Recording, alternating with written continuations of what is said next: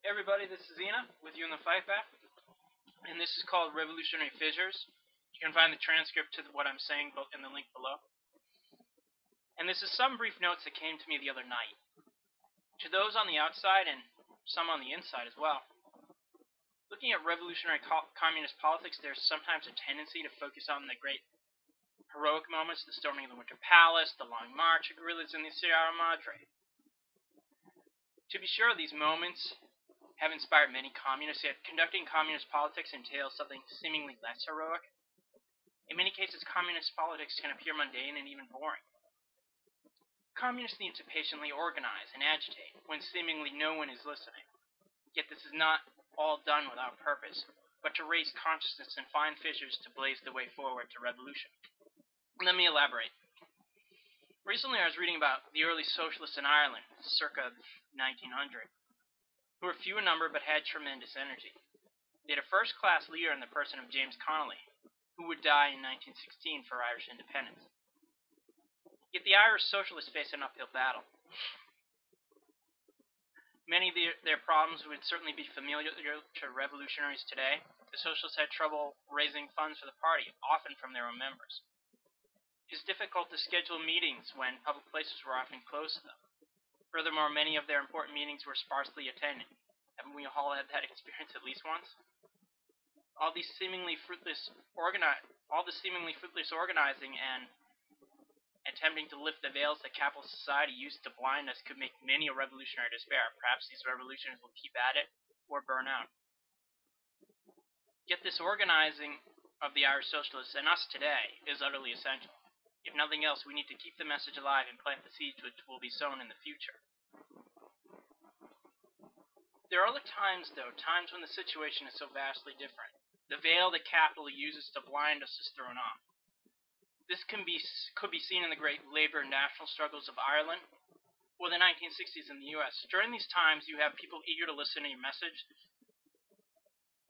Thousands or millions who want to strike back at the system. Perhaps the feelings of these masses will be confused, but it is there. These masses who are angry at their condition and are seeking change will demand answers. And these answers need to be given by communists to inspire and inform the oppressed of their condition and to fight with them on to victory. In these different times when revolution is seemingly everywhere, there are clear cleavages or fissures. Or to use the old Maoist parlance, there's a principal contradiction in a concrete situation that needs to be overcome. The principal contradiction can oftentimes, not always, be very clear. In Russia, it could be the whole czarist system. In China, the semi-feudal and semi-colonial nature of the nation. In Cuba, the comprador or Batista beholden to U.S. imperialism, or in Ireland, outright national oppression. Our mission as communists is to find these fissures, the cleavages, the principal contradiction. We need to clear away the obfuscation that capital uses to blind us, articulate the fissures, explain their totality, and help point the way forward. Where there are fissures today in the U.S., we could come out with many examples: war, immigration, financial collapse, etc. We need to investigate them, raise our demands, and not repeat the slogans of the past, uncritically at least. In these times, it is necessary to be bold, courageous, and faithful to the revolutionary cause, even when our work may appear as a labor of Sisyphus. We can't fall into the trap that will come with the 2012 elections. The elections are a smokescreen, a diversion from what we need to do. Yet there will be many, often well-intentioned leftists, who rally to the electoral politics of the Democrats. They accept the false choice of Obama, or the Tea Party, or other bogey. This choice keeps you within the confines of the system. We are communists. If you don't accept this choice, we have to change the whole constellation of choices. We need to be out in front while fusing with the masses in their struggles.